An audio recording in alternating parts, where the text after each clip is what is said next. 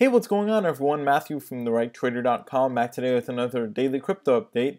Today I'm going to go over some news, talk a little bit about some of the recent developments in RaiBlocks as well.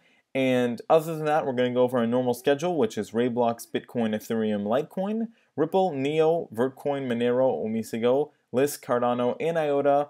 All of those in a technical analysis in that order on TradingView in just a second. Other than that, if you're interested in monthly cryptocurrency buying opportunities, or 5 high return cryptocurrencies for your 2018 portfolio, you can find both of those things in my premium content, and I'll have a link to that in the description of this video. And I just wanted to let you know that I recently posted 2 cryptocurrency buying opportunities that are doing well for the 4-month subscription. So if you're interested in joining, it's not too late, and I'm going to be releasing a new one soon as well. Other than that, if you want to start trading altcoins, go check out Binance and make sure to follow me on Twitter for live cryptocurrency market updates. Let's get started with some big news here today in the crypto markets, which is definitely shaking things up a little bit, is a big hack here on a Japanese exchange, CoinCheck, which resulted in a loss of $534 million worth of NEM coins. So that obviously sparked a little bit of FUD, a little bit of drama. I'm not too worried about it. Of course, that type of stuff will affect things in the short term, as you can see. NEM is dropping a good amount here, over 10% in the past 24 hours. It actually lost more than the actual amount that was stolen, which means that you could say that it's a little bit undervalued depending on how you look at things, but that's just my opinion, not financial advice. Either way though, I just see this as being, a typical short-term little drama moment where, we've seen this in the past. It's going to happen again and again. Nothing new in the cryptocurrency space, and I'm not really worried about it. In the longer term, or even in the medium term, but obviously in the short term here, it did create a little bit of a scare, which sent quite a few cryptocurrencies back a bit lower. Nothing too crazy, right? We're still much stronger than we were several days ago, and we can see by the percentages that cryptocurrencies are moving, it's nothing like before, right, where we're going up and down 20, 30%. Now things are stabilizing much more, and the market is overall stronger in my opinion. I've seen a lot of you asking me about Bitcoin futures. What do I think about them? Bitcoin futures expiration. Do I feel like prices are being manipulated? Are Bitcoin futures what is causing the market to drop? Things like that. And while Bitcoin futures are important and they can definitely mess around with the price, there is potentially room for manipulation. I wouldn't necessarily read into it too much. Now, I have made a video in the past on futures in the cryptocurrency market and how that can affect things like manipulation and stuff like that. But I'd pay more attention to the big picture here and really pay attention to the cycles, right? We'll have cycles where we're going to be doing well, bullish cycles, and a bit more bearish cycles where we're pulling back, right? That's just normal in markets. And I see a lot of you, I feel like, reading a bit too much into the Bitcoin futures thing where, it's kind of impossible to tell how much Bitcoin futures are affecting things, but what we can know is the general cycle of the market. And not that long ago, we saw a whole lot of euphoria and exuberance that pushed prices very high throughout the crypto markets that were simply overbought and unsustainable in the short term, and that's what created this drop in the first place, right? So I feel like that's maybe more the reason why we're dropping than the Bitcoin futures. So that's just my opinion, and I wanted to share that with you because I have seen a lot of people asking about the Bitcoin futures and my thoughts on them. So just to point out a couple of movers here, Stellar isn't doing too bad, up about 2%, VeChain coming back up as well, and we have RaiBlocks, which is really the big mover here today, up 33%, and that brings me to the RaiBlocks bit of news. So RaiBlocks has, I'm going to talk about it as well on the technical analysis side of things, but it was really downtrending, had a lot of pending exchange drama and issues going on, node issues. Some of those are fixed, some of those are still kind of ongoing with the exchanges. But the good thing here is that it finally picked back some steam, finally got back into action, and it's now looking much better than it was a few days ago, right? And we finally broke out of this bit of a longer term downtrend, I mean, not that long term, but definitely lasted quite some time, right? And it was a pretty nasty downtrend, and we finally broke out of that. So we do have still a couple more resistance levels to break above to get where we were previously, but at least we're out of the downtrend, which is very key here. And what caused that is a multitude of factors, but for one, there was a RaiBlocks stress test, and they basically got up to 306 transactions per second, without any problems. So that was obviously some bullish news, and we also got, and it's known that RaiBlocks still has to do some testing, so this was obviously pretty important, and it was functional. So a big investor in Coinbase, early investor, and someone who has been pretty much backing RaiBlocks here since not that long ago, but basically when it started to pick up some traction, just re-entered another long position in XRB, and really just a good vote of confidence, right? This is a pretty big person in the tech industry, you know, like I said, seed investor in Coinbase, and venture capital guy. So that's obviously a great sign, right? And that also kind of sparked up a little bit of a bullish trend there in RaiBlocks. So just to go over the technicals really quickly,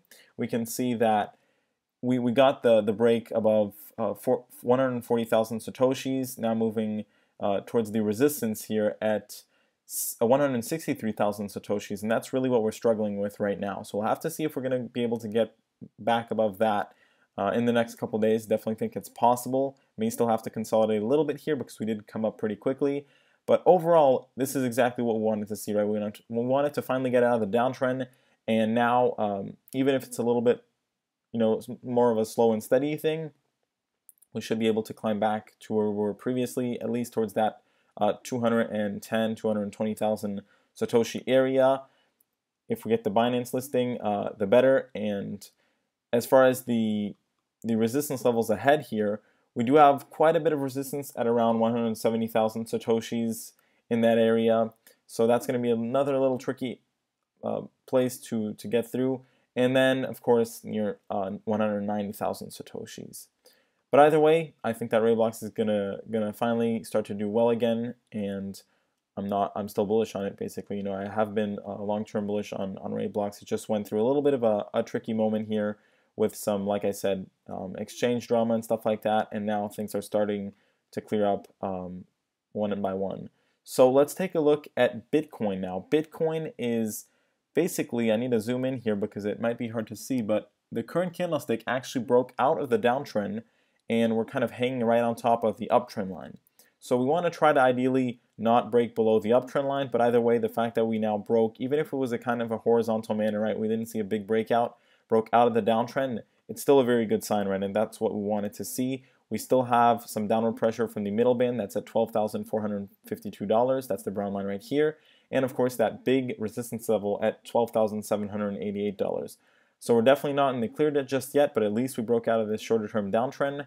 And we still have another downtrend line over here, but we won't have to worry about that until until we get closer at least. And if we take a look at the indicators, we're pretty flat on the RSI. We're about to cross over into the positive area on the histogram, and we're about to cross over about the orange line on the MACD. So indicators still looking good here, just a little bit of flat consolidation candlesticks. I think we should still be moving, you know, maybe consolidating this area, but within the next week or two, I'm pretty confident that will be higher than we are now.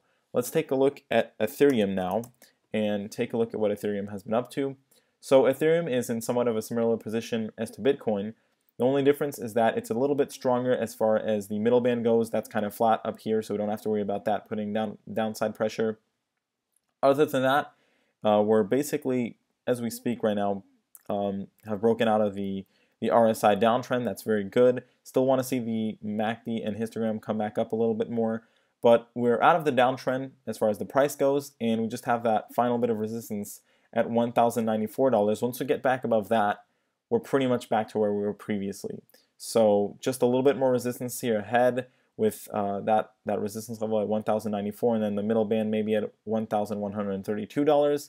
After that, we're pretty much good to go, I would say. And let's take a look at Litecoin, see what Litecoin has been up to. So Litecoin's still consolidating with these very flat indecision candlesticks, which is not a bad thing. It just means that it hasn't found the strength yet to break out of the downtrend. I think we should see that happen, right, based on what's going on with the Bitcoin and Ethereum. There's no reason why Litecoin shouldn't see a similar move out of the downtrend, but it might be very flat like it has been moving. Either way, though, if we manage to get out of the downtrend, that's already a very good sign because it has been going on for quite some time, and the indicators are pretty much just flattening out right now. So not looking bad, just needs a little bit more strength to really get back into action here for Litecoin. Let's take a look at Ripple now and see what Ripple has been doing.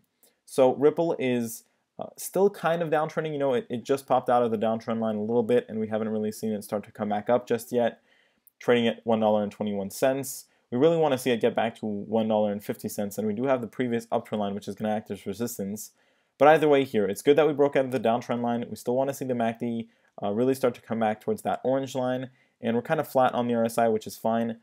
Might consolidate a little bit more here in this area since it's not finding that much strength just yet. So I'd say that's a pretty likely scenario here. But overall, within the next month, we should be moving higher here. I don't really see us dropping back below $1 unless there's some, you know, kind of big drama that goes wrong in the crypto market, which is always possible. Just seems somewhat unlikely. Let's go over now to NEO and take a look at what NEO has been up to. So NEO is currently consolidating right below its big resistance level at $139. Still has to break above that, and then we're pretty much where we were previously. Indicators pretty flat right now, not that much to say, so we just have to wait and see. I don't think we're going to be dropping below the uptrend line either way, so we should see it happen, you know, sooner rather than later. Just taking a little bit of time here, consolidating before breaking above that $139 level. Let's go over to Vertcoin and see what Vertcoin has been up to. So Vertcoin is consolidating in its symmetrical triangle formation. Got the crossover on MACD, which is very good. Still want to see the histogram go positive. That should happen very soon as well. And we broke out of the downtrend on the RSI, but unfortunately, we also fell below the uptrend line, which means that we do want to try to get back above that. And really, I could extend this and pull it back here where we're still pretty much uptrending in the short term on the RSI, which is good. We just want to see the price break above the downtrend line and then back above $5, and then we're going to be in much better standing here for Vertcoin. Let's go over now to the next cryptocurrency, which is going to be Manero, and see what Manero has been up to throughout all of this. Let's take a look now. So currently, Manero is right here at this $323 area, trying to flatten out on the indicators.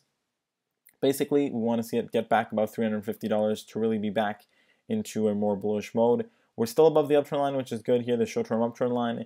I'd say we could see a bit more consolidation because it's not acting that strong just yet, but we're still above the uptrend line. As long as that holds, nothing really to worry about in my opinion. Let's go over to Omisego here and take a look at what Omisego has been doing. So Omisego is currently out of its downtrend line at $16.66. Still want to see that MACD and histogram start to flatten out much more here because they're still not looking that strong, and that's kind of reflective on the price, right? Where we're still kind of on the weaker side, at least not dropping that much anymore. But I would say I'd expect more consolidation until we start to see a bit more strength on the indicators and a little bit more strength in the price as well. So let's take a look at Lisk now and see what Lisk has been up to.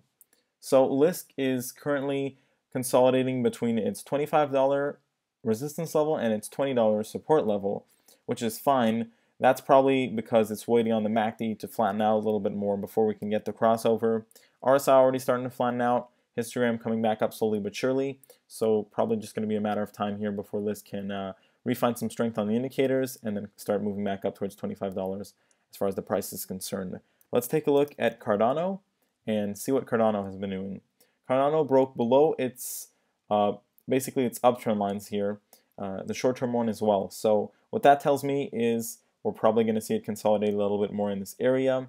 And indicators, you know, tried to flatten out. That didn't fail. That kind of failed this time around. So like I said, probably going to see a little bit more consolidation in this area at around 5,500 satoshis. And that can also be seen for the fact that we're in the range between 5,125 satoshis and 6,263 satoshis, and by the fact that the Bollinger Bands are pretty flat right now.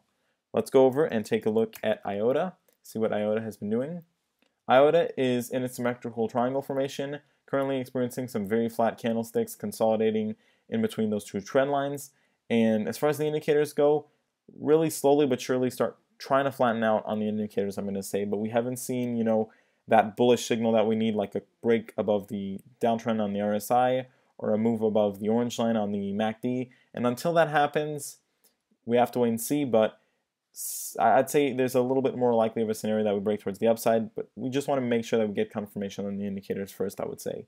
With that being said, everyone, This is the end of the daily crypto update. I hope you enjoyed this video. Please make sure to leave a like and subscribe.